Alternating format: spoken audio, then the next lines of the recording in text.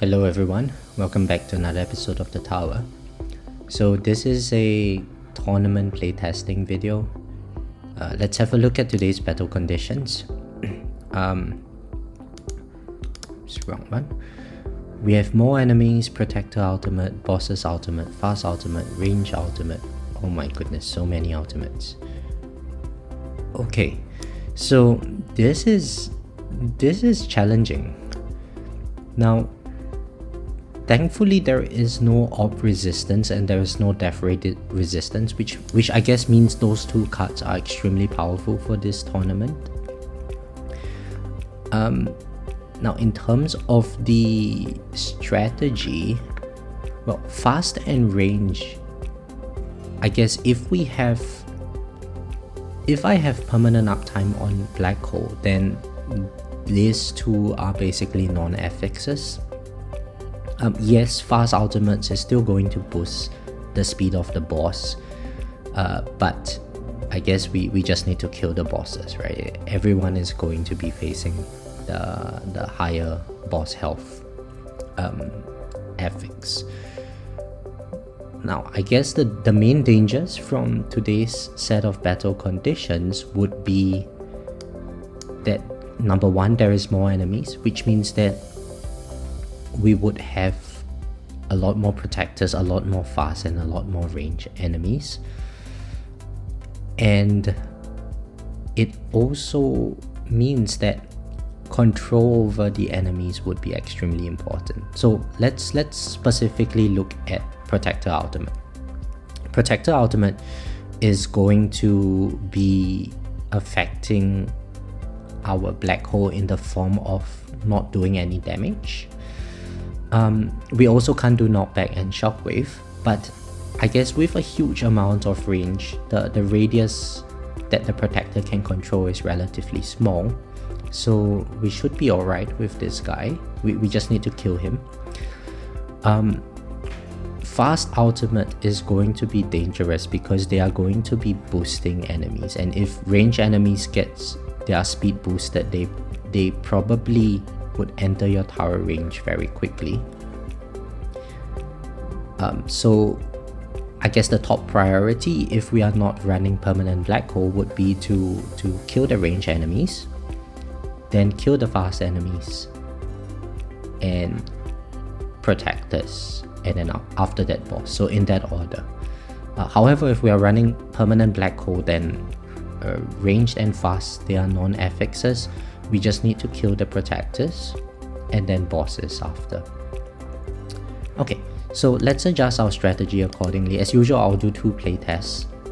The first, of course, with Galaxy Compressor, and the second with Project Funding, because currently that is all that I have. So just to show you guys the stats, this is my current state of progression. Okay, in terms of the upgrades, nothing has changed over here. Nothing has changed over here. I have gotten a couple of levels into enemy health level skip, so it's at 480 currently. Getting very expensive now. In terms of my enhancements, these are my current enhancements. I think I got Ren and damage per meter up a little bit because it was relatively cheap. Health, I got my orb size up. Well, since orbs are powerful today, then maybe we can get this to 1.4. Free upgrades, cash I got my cash bonus up to 1.7. I should get free upgrades for eventually Black Hole Digester farming. I'm still very far away from maxing this out. But since it's tournament, then I guess we can get an extra level into our damage. In terms of the tournament card setup, well, we basically don't want enemy balance because of the extra spawn rates in today's tournament. Now, in the case of running Galaxy Compressor, I guess I would remove range and put in Bitcoin in this case, just because I want my Black Hole to cover the entire range of my tower and make this ranged and fast ultimate affixes go away, or at least not affect me.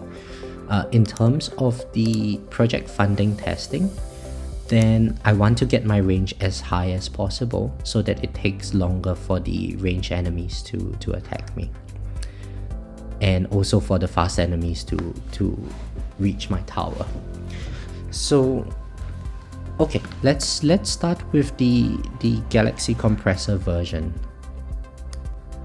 Okay, so for Galaxy Compressor, this is my tournament setup that I'll be using for today. As mentioned, Death Ray and Extra Ops will be really powerful for today's set of battle conditions, just because enemies have no resistance to them. Then for modules, we stick with the usual one: Death Penalty, Galaxy Compressor. I need to get my Dimension Core. And if you recall from the previous video, I got rid of the larger black hole size, so now I'm only running +6 meter black hole size. But with Galaxy Compressor, I will have permanent uptime. The main drawback is that now my smart missiles are at a 20-second cooldown, so I'm dealing much less damage, which potentially might result in an even worse performance by running Galaxy Compressor, but we shall see. As I mentioned, I want to keep my range as low as possible, so we should make sure that this is at 0, okay? And that means that I should have full coverage over my tower from black hole, and also I should be able to disable all the enemies from there.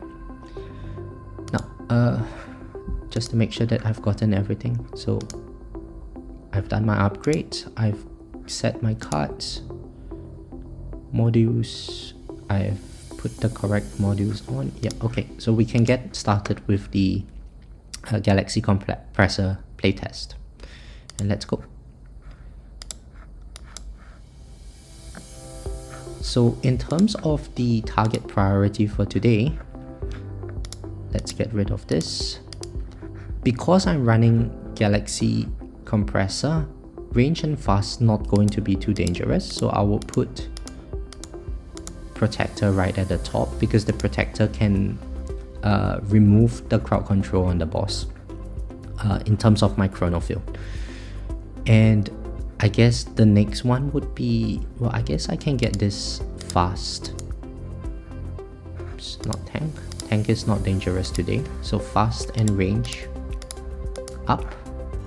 So I'll probably run something like this for the time being, and we shall see how it goes. So as usual, first few levels, just adding my enemy health level skips, and then once that is done, I should be just AFK from there. As you can see, my black hole is covering almost entirely the whole tower. And one thing you would note is that even though fast enemies, they seem to fly very fast, or makes the enemies fly very fast towards your tower, because I have like a complete coverage over my black hole on my tower range, at some point when the enemies become faster, they just get pulled into my black hole, and they slow down tremendously because of that. So it's really going to invalidate the fast ultimate, or make it a lot more manageable that way. In terms of my orbs, I'm going to set my orb line just around the black hole line, just because that's, I guess, where most of the enemies will be. And we shall, I guess we can fast forward towards the end. I don't presume that that much would change between this and the previous runs. Probably the run might be a bit shorter because bosses will be moving faster to my tower, but in terms of the bare bones of the Galaxy Compressor version, it's going to be very similar.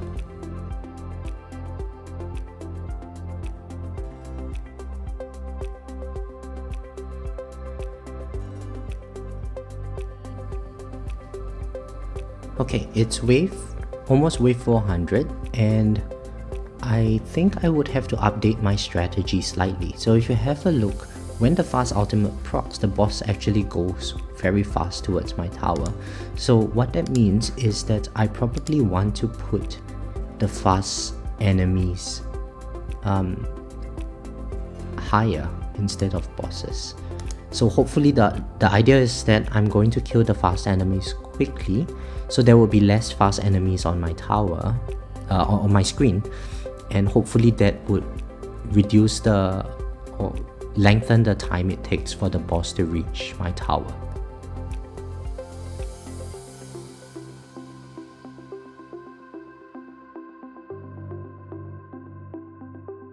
Okay, it is wave 650. As you can see, the fast ultimate made the boss reach my tower line so quickly. And I've already procced my berserker.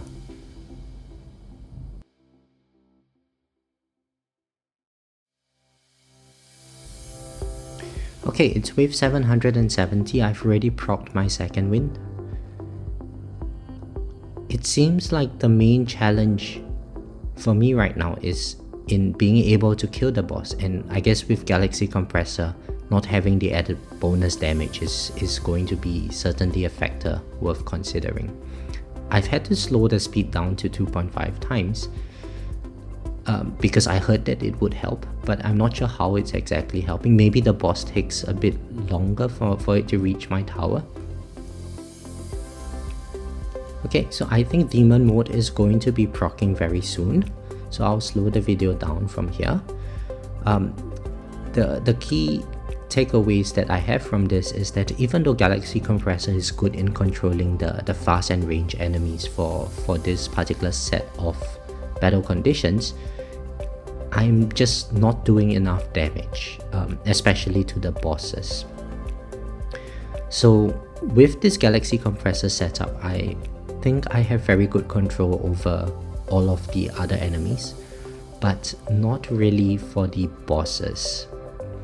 Okay, and what that means is that probably we would want to put the bosses right at the top, and then maybe fast after.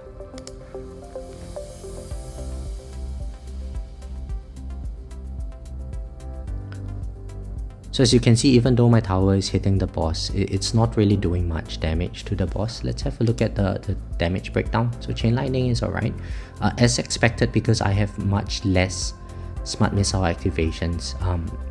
Unless my Smart Missile procs, is probably not going to do much this tournament.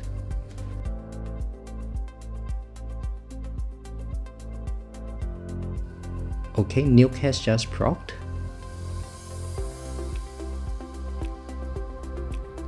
It seems like we would have made it to wave 1000, which is good. But as you can see from the previous playtesting video, I was at like 1200 or something. So this set of FX is definitely very dangerous. And I guess that is the main takeaway from this one. So how did I die? I died by range. I have no idea how I died by range, because I should have disabled all the range enemies, right? But it's okay. So let's see. These are the damage breakdowns. And Chain Lightning, as you can tell, does a lot of damage. My Smart Missile damage in this case by comparison is a lot lower, and that just comes from having less consistent Smart Missile activations. Black Hole damage is decent. Its, I guess, primary purpose is controlling the enemies. And yeah, so I think the interesting thing to me is that I should not be dying to the range, because I by right should cover my entire tower with them. They should not be able to hit me. So I don't know what is this. It's probably a bug. You might think that, well, I should have lowered my game speed. I actually lowered my game speed to 2.5 times. So I'm not sure what's happening over here. But in any case, currently rank 3. Oh, rank 2. Okay. Well, I'm sure it's not going to be holding, right? So top guy seems to be doing better than me. Well, let's check out the rankings later on. Okay. So next one is the the project funding version. let's get into that. Alright, so with the project funding, this is what I would do. Equip project funding, the other modules stay the same, and I need to increase my tower range now. So let's put this up to level 21, and in terms of my cut setup, I'm going to take out critical coin and put in range over here. So this gives me a total of 132 meters of range. Okay, let's collect the rewards first.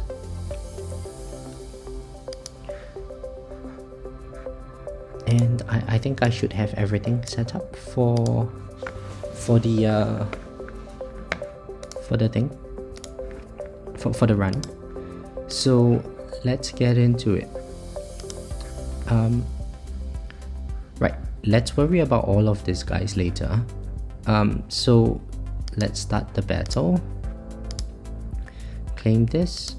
Okay, now with the strategy for this particular setup, I guess the main danger is definitely going to be ranged enemies. I don't want the ranged enemies to shoot my tower, because then I would die.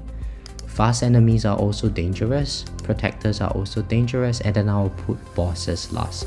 So I think with project funding and this larger range, I would have more time to kill the bosses. The main point is I want to ensure that number one, I don't die to ranged enemies. Number two, I want to ensure that the fast enemies die quickly, so that the bosses are not going to be buffed by the speed and come too quickly to my tower range. Protector ultimate is also dangerous, because if the boss enters the protector shield, then the boss is basically going to be immune to my what is that called, chrono field, and the boss would just come straight towards my tower. Okay, so I think this would be a good setup. As usual, let's just add in all the stuff. I need to change my op range. In terms of op range for this case, because I want to make sure that the range and fast enemies die as quickly as possible, I think it would be good to put my ops right at my range line to try to kill them as quickly as possible. But I might adjust this at a later part in the run. We shall see how it goes. So as usual, just adding in the health level skips first. Oh, I should increase the speed from the previous run. So as you can see, I no longer have permanent black hole coverage, but that's fine, the enemies are further away from my tower.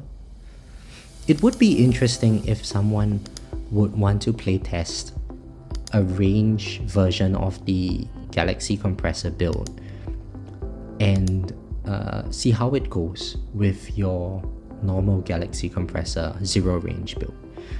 One of the issues that I found in the previous round, as you could have seen, is not so much control over the enemies, but just the bosses getting buffed by the fast ultimate, and that's making it reach the tower line too quickly. So having that 69.5 meter range was not necessarily a good idea.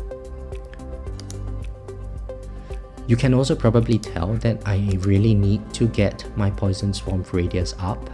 It looks so sad at the moment, but there are other things which I need to prioritize my stones towards.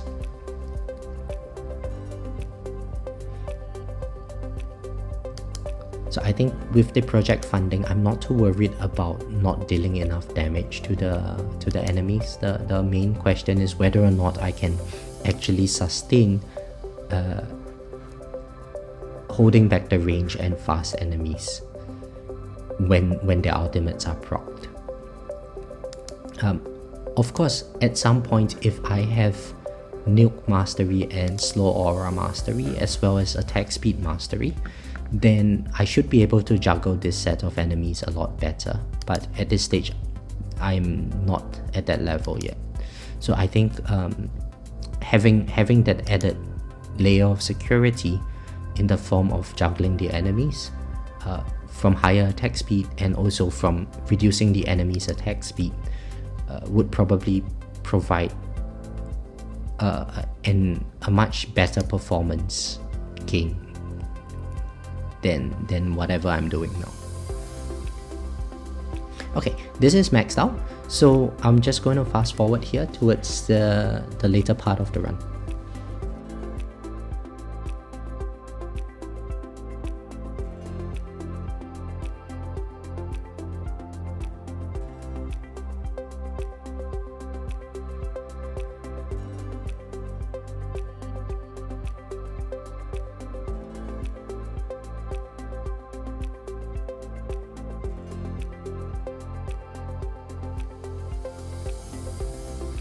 Now it's wave 800 and I've noticed something, that it's not so dangerous for me to worry about protectors now as it is for me to worry about bosses. And I guess that's because the range is larger, so I don't really have to deal with the protector in terms of their protection radius. It's a smaller fraction of my screen now. So I'm going to put the target priority of protectors down. Okay, so I would further change the target priority to put bosses ahead of fast enemies, and let's see how that goes. So the idea is that I really want to kill the bosses as quickly as possible when they spawn. Oh, second wind has procced.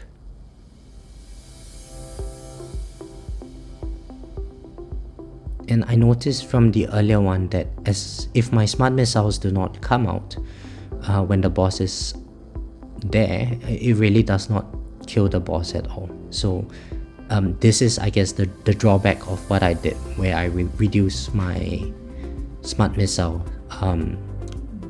potency.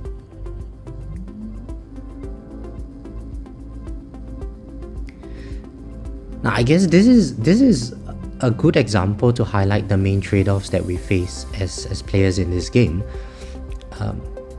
The main reason I reduced the potency of my smart missiles is because I wanted to be able to deal with the battle condition that reduces the ultimate weapon duration, and it definitely worked well then.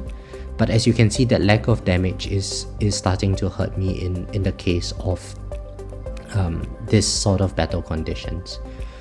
So I think there goes demon mode. So I think that it's a trade-off that all of us have to face. For me, I think the interesting thing about having this current setup on my dimension core is that I'm able to, on average, do better in my tournaments. I might not do as well in tournaments where more damage is needed, but in tournaments where more control is needed, I actually have the control to deal with that set of battle conditions. So do I regret it? I don't think so.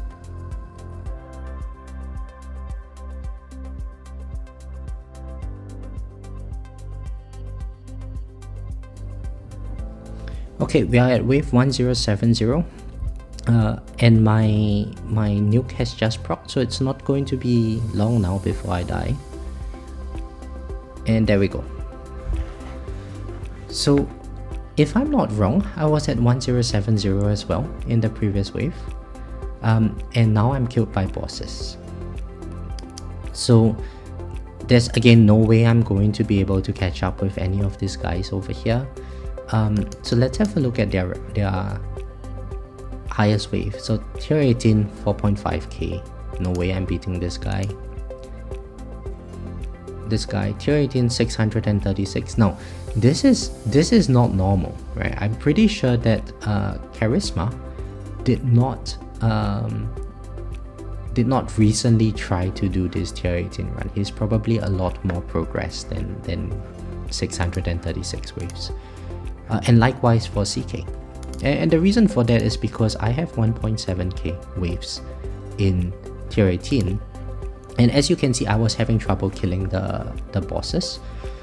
Potentially it was due to me having less smart missiles, and I think that is the main problem with this current setup on my dimension core. But it is the best that I can do at this moment. And yeah, hopefully if this guy is at his max level for tier 18, then I should be overtaking him in terms of performance. But as you can see, my tournament progress is definitely gated by the ability of my ultimate weapon, sorry, my card mastery progression. So hopefully that gives you guys a good idea of the set of battle conditions. Let's have a look at and reiterate what's the most dangerous portion of today's set of battle conditions. Well, if we are running a large range, then I think the main priority should still be to kill the range enemies. After that, because of the boss ultimate, they are just dealing so much damage. They absorb such a huge amount of damage, which means that we should probably focus our bosses after. Fast ultimate and protector ultimate turns out to be less dangerous with larger range levels as compared to with shorter range levels. In terms of, I guess, the labs that we could that would potentially benefit, I think at the later stages of Legends, we really want to prioritize this sort of labs, right? Like where we reduce our protector radius, where we reduce the fast enemy speeds, for instance. Where is it? Yeah, reduce boss health, reduce tank health, reduce fast enemy speeds. I think if I get certain levels into this, it will definitely help me. But mainly, this, I guess, highlights the main point that having consistent damage is more important. As you can see, because now I have gotten rid of that -6 seconds on smart missiles in favor of this 4-second black hole duration, then I lose out on the consistency of my smart missiles, which in turn has affected my overall performance in tournaments. Again, this is not because I wanted this particular substat. It's just that I was re-rolling for the chronofield duration substat, and I wanted to get this particular substat at Ancestral. So in order to conserve the stones, I freed up my smart missile. But obviously I wouldn't want to keep this black hole duration and black hole size substats. Right, and so that is it for today's video. Hopefully you found the content useful, and have a great week ahead, guys. Bye.